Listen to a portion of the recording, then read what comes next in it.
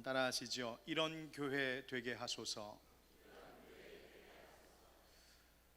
어느 날 목회자들을 위한 세미나가 열렸습니다. 어떻게 하면 교회 성장의 위기를 잘 극복하고 성공적인 목회를 할 수 있을까 함께 고민을 나누는 그런 세미나였습니다. 일정 중에 점심 식사 시간이 되어 목사님들이 함께 식사를 한 후에 커피 한 잔씩 들고 둘러앉아 이런저런 이야기를 시작했습니다. 다들 목회가 참 어렵다는 하소연이었습니다. 한 젊은 목사님이 걱정스럽게 요즘 현대인들의 이 비도덕성, 물질만능주의, 소비주의, 이기심, 개인주의, 소유욕, 성공주의 이러한 것들에 대하여 비판했습니다. 그러면서 이러니 사람들이 교회에 안 나온다고, 교인 수가 점점 줄어들고 있다는 한숨 섞인 안타까운 마음을 쏟아 놓았습니다. 그런데 그때 한쪽 편에서 한참 동안 그 이야기를 듣고 계시던 어느 나이가 지긋하신 한 목사님께서 이렇게 말씀하시는 겁니다. 아이고 목사님들, 젊은 목사님들이 참 고생이 많으시네요. 말씀을 가만히 듣고 있자 보니 제가 목회하는 곳은 참 행복한 곳이구나 싶습니다. 이렇게 말씀을 하시는 거예요. 다들 다른 목사님들이 깜짝 놀라 아이고 목사님 교회는 교인 수가 계속 늘고 있나 보죠? 좋으시겠습니다. 아니요, 그런 게 아니고 저희 교회는 교인 수가 줄어들면 줄어들수록 만족과 기쁨이 넘쳐서 너무 좋아서 그럽니다. 다들 깜짝 놀랐습니다. 아니 무슨 일인가 의아해하면서 물었어요. 아니 어떻게 그럴 수 있습니까? 교인 수가 줄어드는데 그게 어떻게 좋으시다고요? 도대체 어느 교회이신데요? 여쭈었더니 그 나이 많으신 목사님이 이렇게 대답하는 겁니다. 아, 예, 저는요 교도소에서 목회하고 있습니다. 교도소 사역하는 목사님, 그러니 줄어들수록 감사한 거죠. 교회다운 교회란 어떤 곳일까요? 주님의 기쁨이 되는 교회란 과연 무엇일까요? 교인 수가 늘고 주는 것만으로 교회를 단순하게 평가할 수 없는 일입니다. 재정이 늘고 주는 것만으로 교회가 이렇다 저렇다 말할 수도 없습니다. 물론 교회가 그런 것들이 필요하고 그런 부분에 걱정할 것이 없다면 정말 감사한 일이겠지만 양적인 부흥만으로 교회의 본질적인 사명과 가장 중요한 것들을 다 설명하기란 한참 부족하기 때문입니다. 무엇이 중요한 것일까요? 예수님은 제자들을 부르시면서 말씀하시기를 내가 너희를 사람을 낚는 어부가 되게 하리라 말씀하셨지요. 그 말씀의 뜻이 무엇입니까? 바로 이 사람들을 구원으로 인도하는 일, 사람들을 변화시키는 일을 위하여 너희가 쓰임받게 될 것이라 하는 뜻이었습니다. 교회는 그곳에 함께하고 있는 성도들이 이 교회를 통하여 심령의 변화를 얻어 새 사람 되게 하는 사명을 갖고 있습니다. 교회는 그들의 일상의 삶에 어떤 변화를 가져다 주었는지가 중요한 것입니다. 하늘빛 광성교회가 어느덧 만 5년이 되어 갑니다. 이 교회를 통하여서 성도들의 삶에 과연 그동안 어떤 변화가 있었을까요? 하늘빛 광성교회를 다니시는 여러분 이 교회를 만나서 삶에 어떤 변화가 있었습니까? 그런 의미로 이제 나눠드린 그 설문지를 가지고 그 질문에 한번 함께 답을 해보았으면 좋겠습니다. 여러분 설문지가 없으신 분들은 손 들어주시면 우리 안내위원들, 교육자들이 설문지를 드릴 테고요. 혹시 볼펜이 없으신 분들도 손 들어주시면 볼펜도 드리겠습니다. 여러분 함께 위층에 계신 분들도 한 분도 빠지지 않고, 물론 우리 교회 오늘 처음 오신 분도 계시고 또 등록하시거나 또 나오신 지 얼마 안 되신 분들도 많으시겠지만 잠시 동안 이 일에 함께 참여해 주시면 대단히 감사하겠습니다. 저와 함께 질문 하나하나씩을 짚어가면서 답을 달아보겠습니다. 하늘빛 광성교회 창립 5주년 기념 교인 설문조사, 우리 교회 잘 다니고 있는 거 맞나요? 네, 한번 서로 나 자신을 살펴보겠습니다. 첫 번째 질문, 당신은 예수님 믿는 믿음으로 얻는 구원의 확신과 기쁨이 있습니까? 여러분 예수 믿는 그 믿음, 그리고 그 구원의 확신이 있습니까? 있으면 1번, 전 잘 모르겠습니다. 2번, 전혀 없습니다. 3번. 너무 고민하지 마시고 옆 사람 거 컨닝하지 마시고요. 2번, 당신은 예배와 기도회 안에서 당신이 신실한 예배자라고 생각합니까? 여러분 예배에 얼마나 집중하시는지요? 또 예배가 얼마나 여러분에게 은혜가 되고 있습니까? 여러분은 우리 교회 예배가 만족스러우신지, 물론 예배가 나의 만족을 위한 것은 아니지만 또 예배 가운데 여러분 충분한 은혜를 얻고 계신지 우리 자신을 한번 살펴보면 좋겠습니다. 내가 참 신실한 예배자다, 또 은혜 받고 있다 생각하시면 10점 쪽으로 8점, 9점, 10점 그 중에 나는 예배에 대해서 별로 이렇게 관심도 없고 은혜가 안 됩니다. 1점, 2점. 네.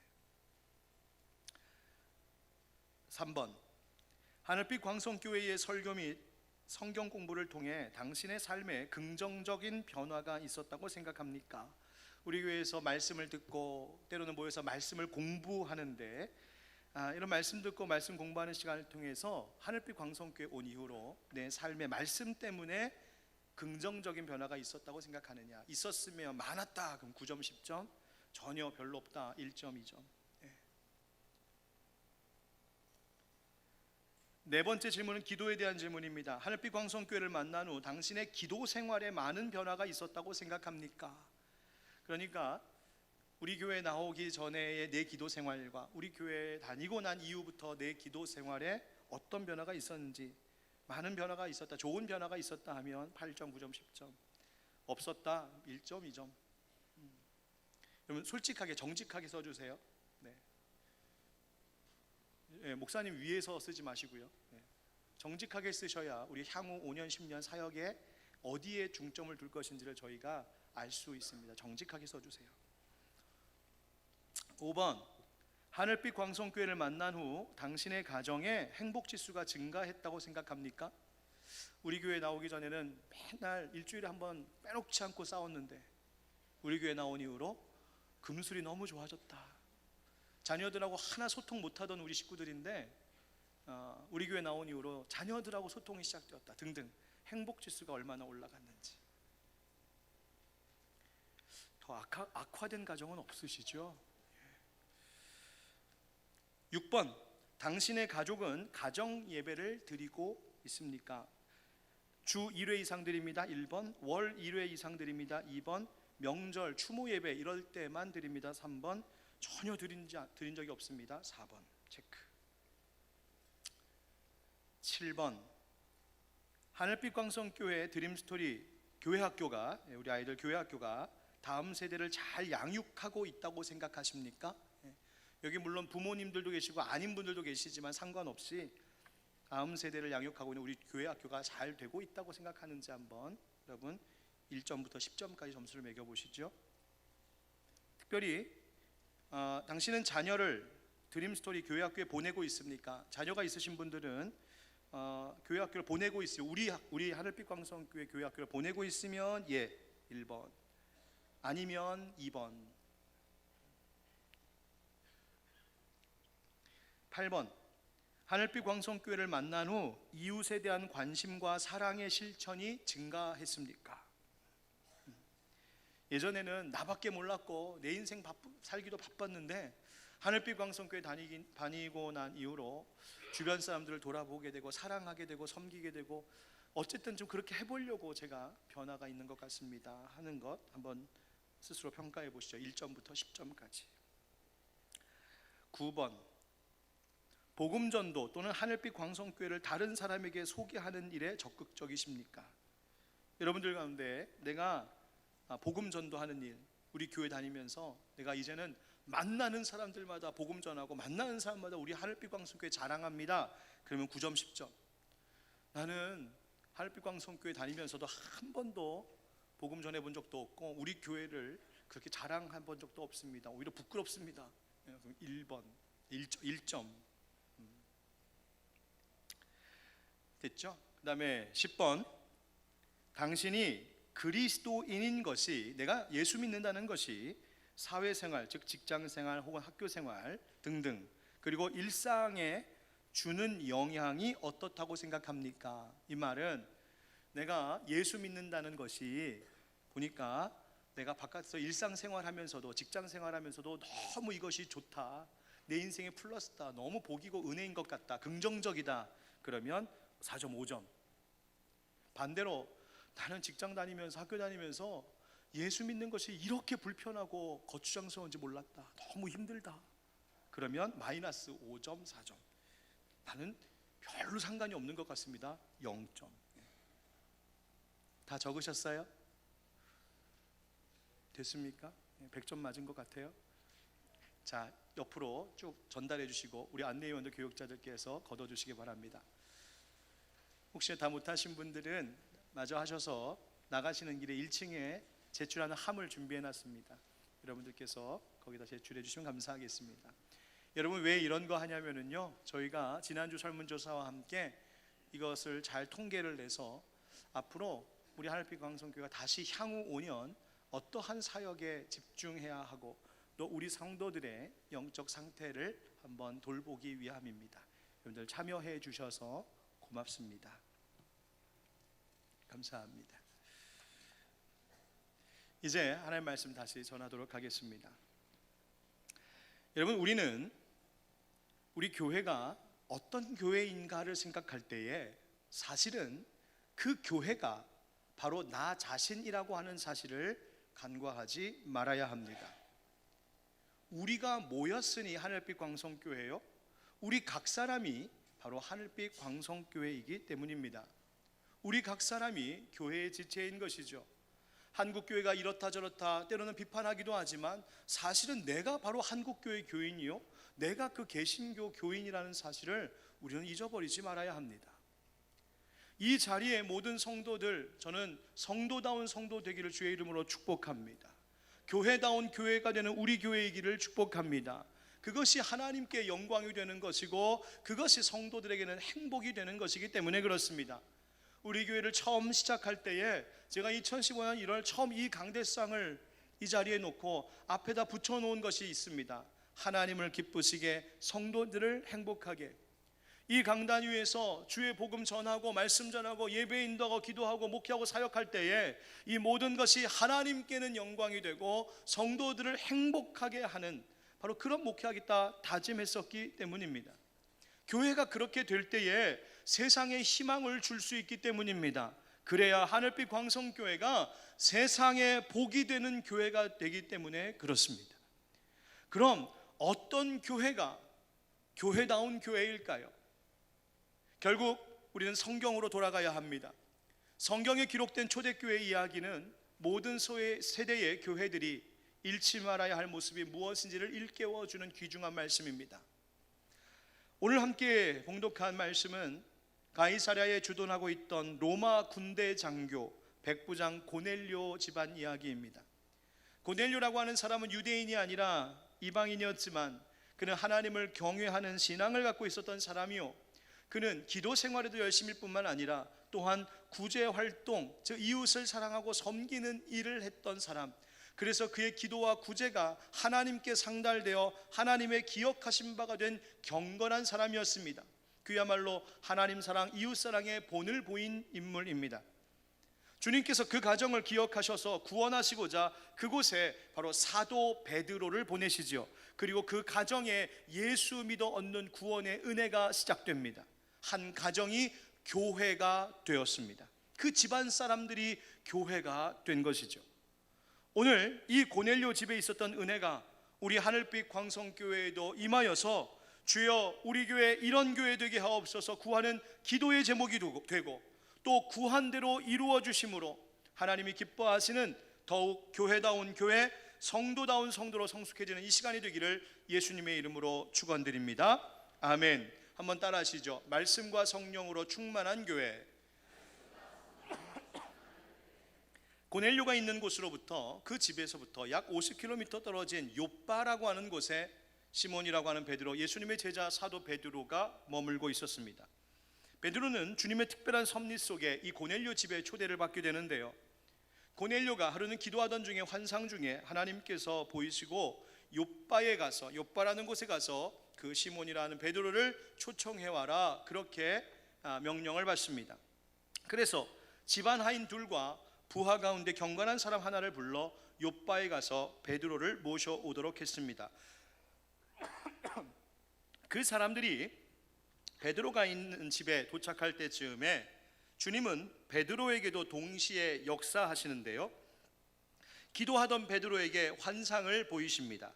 그리고 성령님의 말씀을 통해 자신으로 하여금 이방인인 고넬료의 집에 가도록 하시는 계획을 알게 됩니다. 죄송합니다.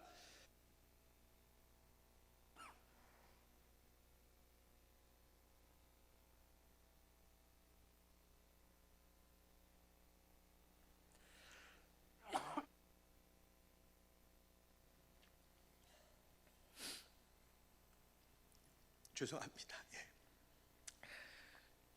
그래서 이튿날 함께 이 베드로가 고넬료가 보낸 사람들과 함께 가이사랴로 향하게 됩니다. 고넬료의 집에 도착해 보니까 고넬료만 있었던 것이 아니었습니다. 24절부터 26절 함께 읽어보겠습니다. 시작.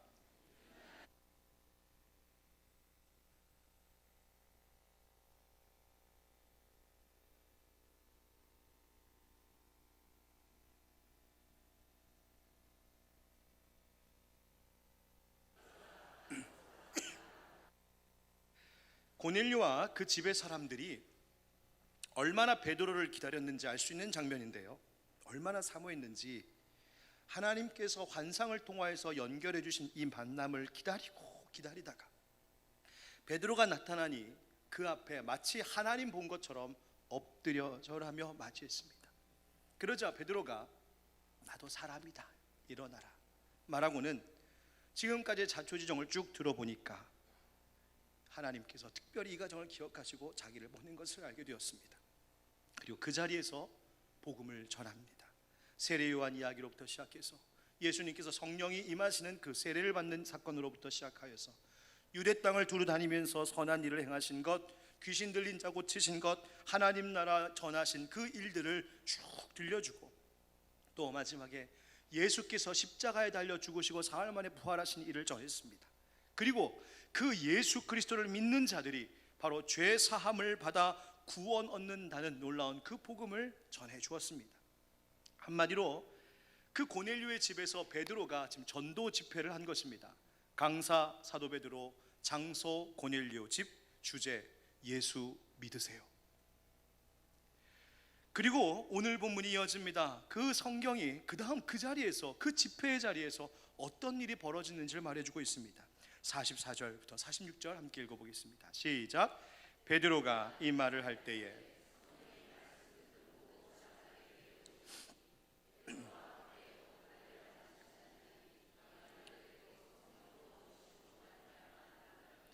이는 방언을 말하며 하나님 높임을 들음이러라. 아멘. 고넬료의 집에 성령이 임하셨습니다. 그런데 성경은 성령님께서 임하신 그 시점을 뭐라고 말하고 있습니까? 베드로가 이 말을 할 때에, 베드로가 이 말을 할 때에, 이 말이라고 하는 것은 베드로가 고넬료와 거기 모여 은혜를 사모하고 있는 사람들에게 들려줬던 그 말, 바로 예수 그리스도 복음입니다. 그리고 베드로가 그 예수 복음, 그 말씀 설교할 때에, 그 설교가 아직 끝나지도 않은 그때에 듣고 있는 그 자리에 있는 청중들에게 하나님의 성령이 임하셨다는 것이죠. 여러분 44절의 말씀을 다시 주목해 보기 바랍니다. 성령이 말씀 듣는 모든 사람에게 내려오시니, 누구에게 내렸다고요? 말씀 듣는 사람, 바로 그것입니다. 성령님은 말씀을 듣는 이들에게 임하십니다. 그 말씀을 듣고 그 말씀을 믿어 받아들이고 말씀대로 살고자 하는 이들에게 성령님이 역사하시는 것입니다. 우리 교회 처음 개척했던 초창기에 세 가족 중에 한 분이 저에게 이렇게 물으셨습니다. 목사님은 말씀 사역하십니까? 성령 사역하십니까? 이렇게 돌직구 같은 질문을 딱 던지면 당황합니다. 그러나 제가 그 질문에 대답했습니다. 성도님, 무슨 뜻으로 질문하시는지는 제가 잘 알겠는데요, 그 질문에 조금 잘못이 있습니다. 말씀 사역과 성령 사역은 분리될 수 없습니다. 말씀이 있는 곳에 성령님이 역사하시고 성령님이 역사하셔야 그 말씀이 내게 생명으로 능력으로 다가오기 때문입니다. 여러분 정말 그렇지 않습니까? 제가 한번 여러분께 여쭤보겠습니다. 하나님의 영이신 성령님께서 이 땅 어느 곳에나 계시는 무소부재의 하나님이심을 여러분 믿으십니까? 성령님이 가시지 못할 곳이 없다는 것을 여러분 믿으시나요? 그렇습니다.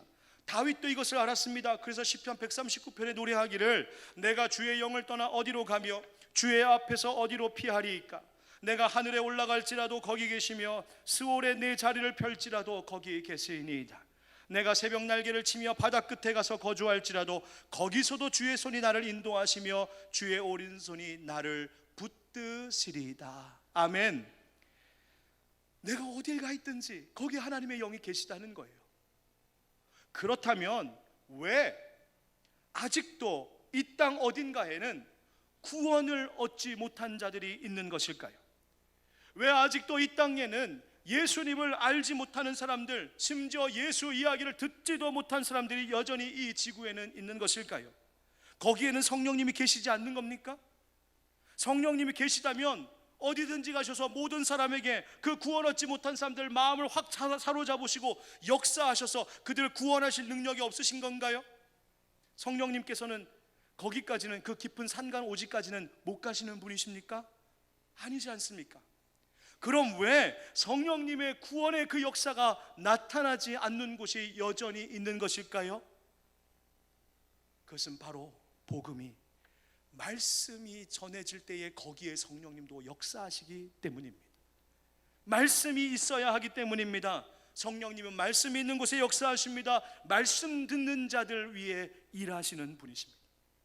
사랑하는 성도 여러분, 하나님의 말씀이 선포되는 자리를 사모하셔야 합니다. 먼저는 설교자가 바르게 성령 안에서 하나님의 말씀을 바르게 전하는 것이 중요합니다. 여러분, 앞에 있는 이 목사가 그런 설교자 될 수 있도록 계속해서 기도해 주시길 부탁드립니다.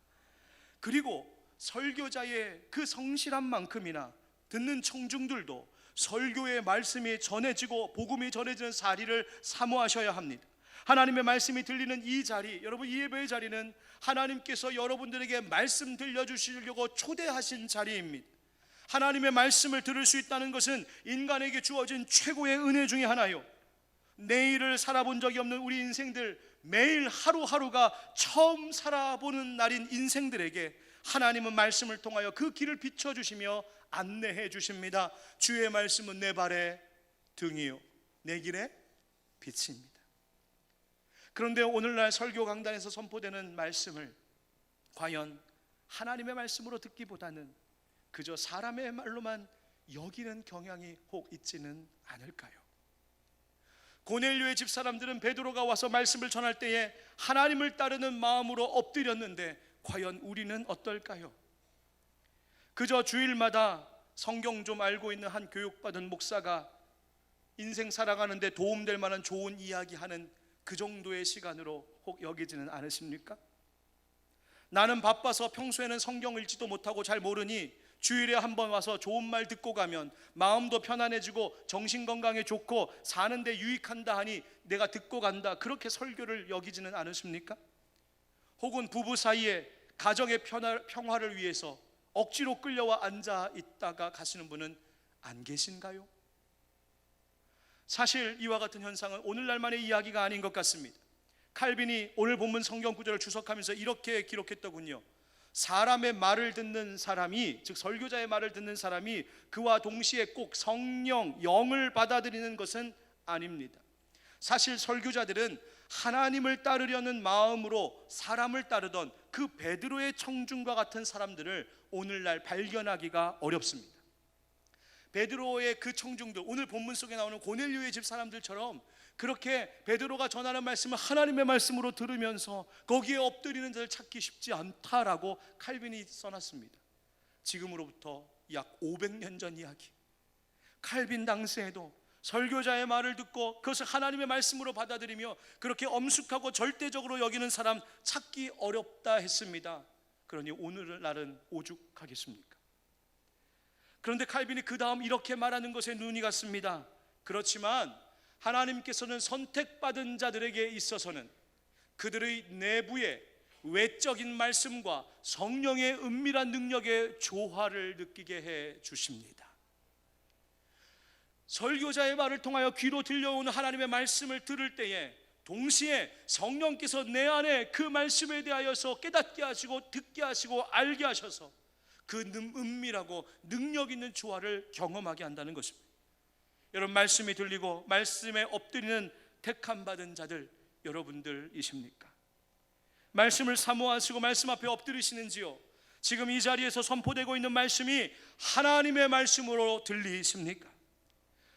하나님 말씀으로 여기며 엄숙하고 무거운 마음으로 그렇게 사명 감당하는 오늘날의 설교자들일까요?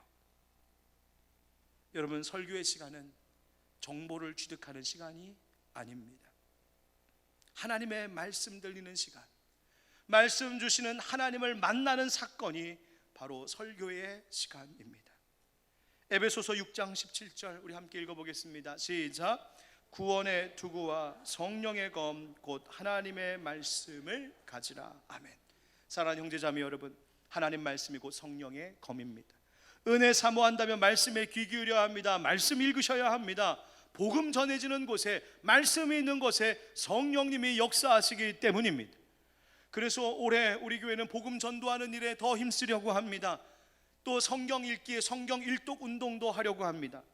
여러분, 성경 일독하신 분들 교회에 말씀해 주시면, 교육자들에게 말씀해 주시면 성경 일독 성공하신 분 교회 주보에, 교회 소식에 올려드리겠습니다.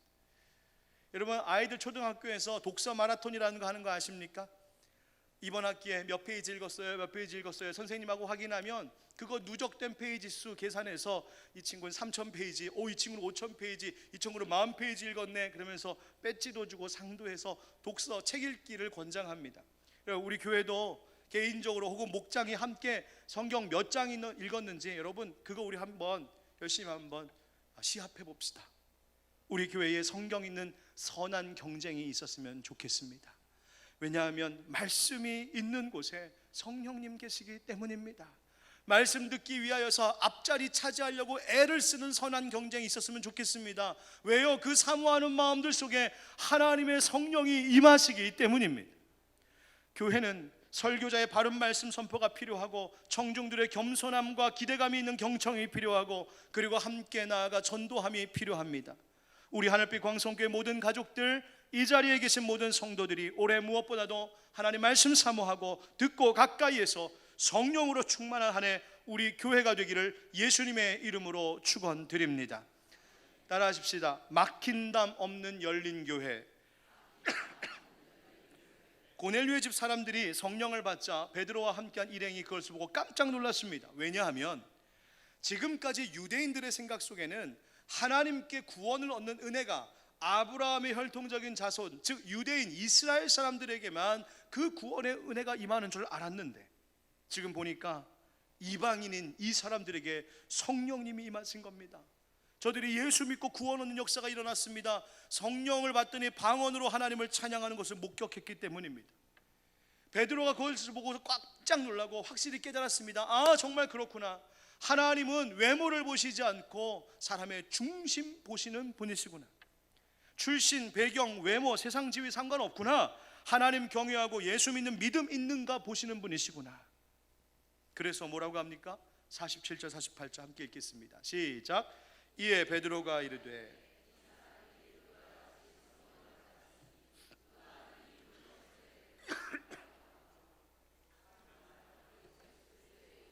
세례를 베풀라 하니라. 아멘. 세례를 베풀었습니다. 예수 믿는 자들에게 세례 베풀었습니다.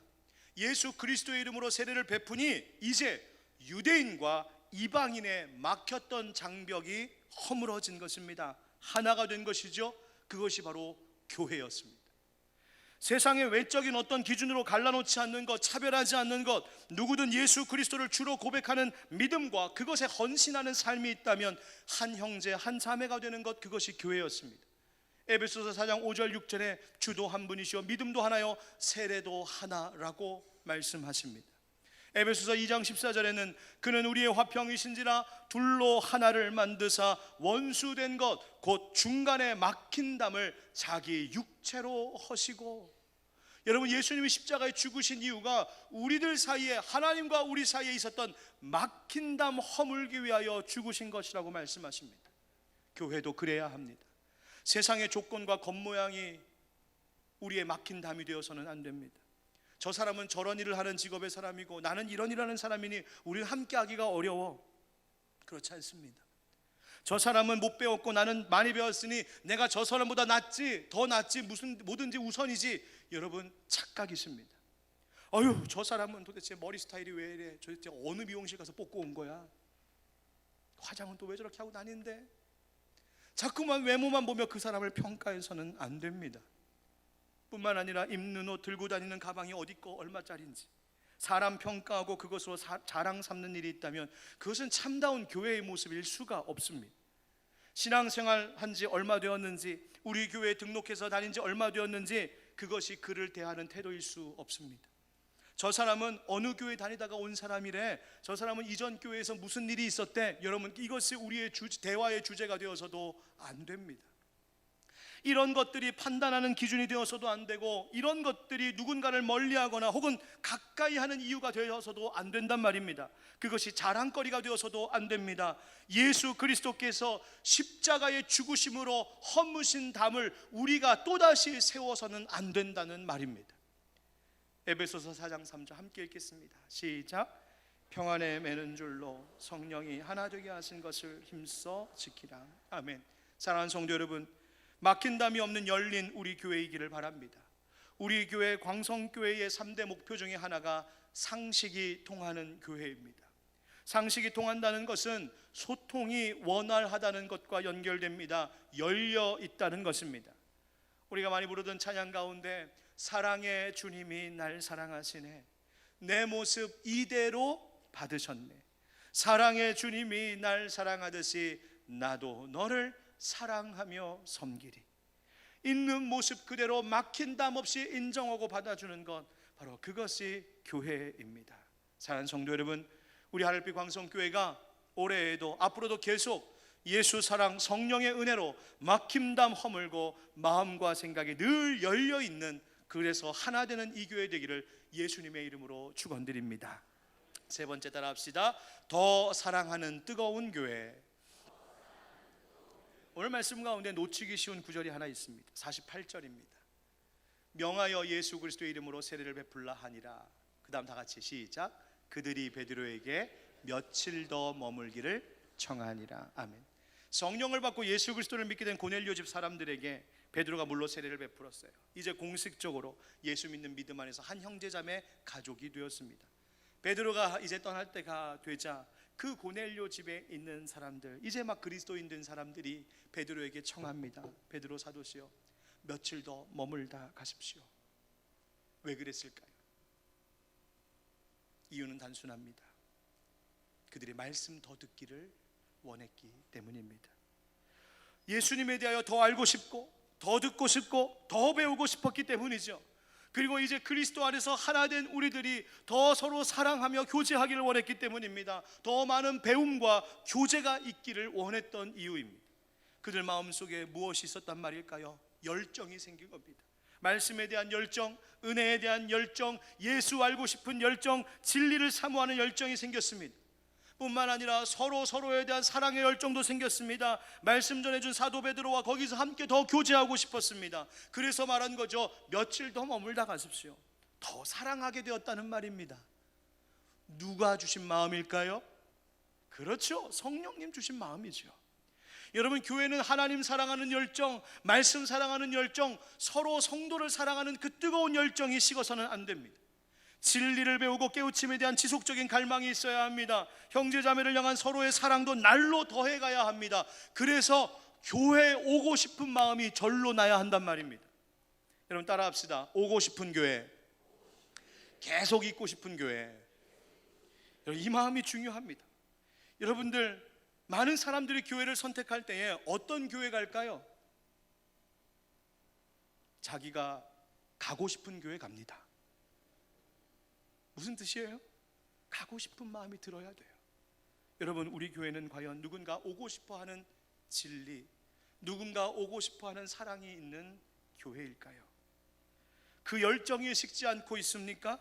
단지 하늘빛 광성교회라는 건물 혹은 그 안에 있는 사람들 모임이 아니라 정말 이곳에 와서 주님께 예배하고 주님을 만나고 그 사랑을 나누는 성도의 기쁨이 가득해서 난 그 교회 정말 가고 싶어, 그 교회 한번 가 있으면 나오고 싶지가 않네, 그 마음이, 그 모습이 우리 안에 있을까요?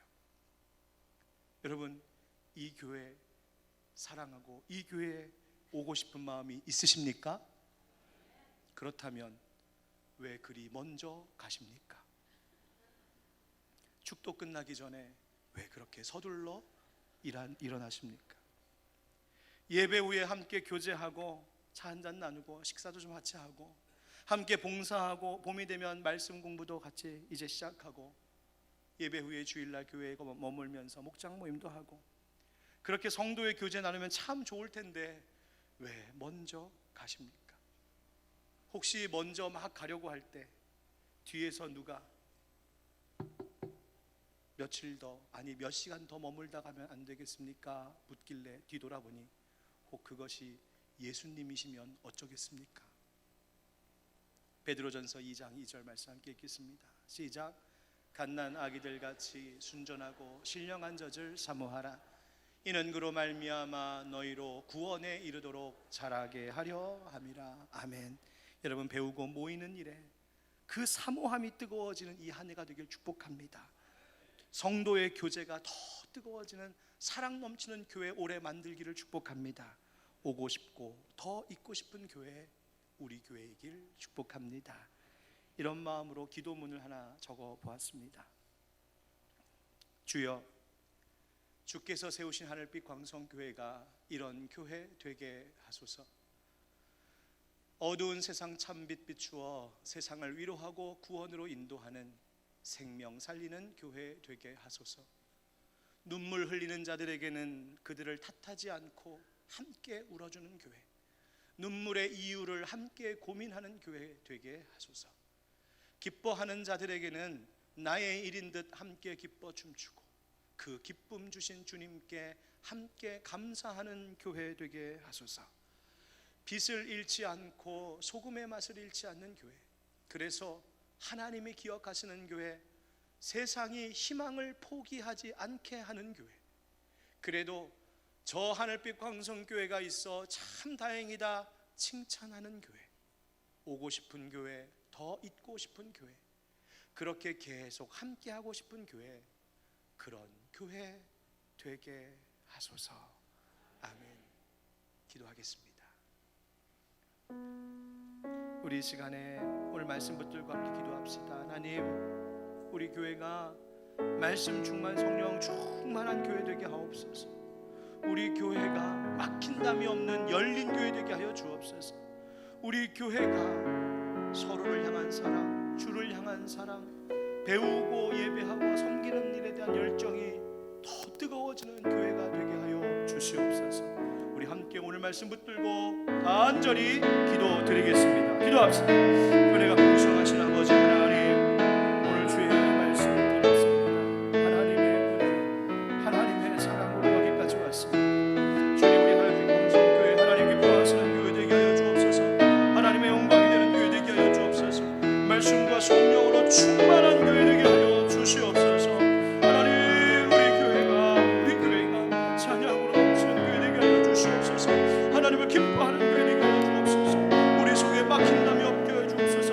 분열과 일이 갈등이 사라지고 하나님이여 막힌담이 허물어지고 온전히 주 안에서 하나님을 교회 되게 하여 주옵소서. 뿐만 아니라 아버지, 우리 교회 안에 성령의 충만함으로 그 뜨거운 열정이 식지 않는 따뜻한 교회, 뜨거운 예수 사랑의 교회가 될 수 있도록 하나님 은혜를 부어 주옵소서. 그래서 오고 싶은 교회, 더 있고 싶은 교회, 늘 함께하는 교회, 그런 우리 교회가 되게 하여 주시옵소서. 하나님, 우리 교회가 그런 교회 되게 하여 주옵소서. 이제까지 주신 은혜가 큽니다. 앞으로도 주실 은혜가 클 줄 믿습니다.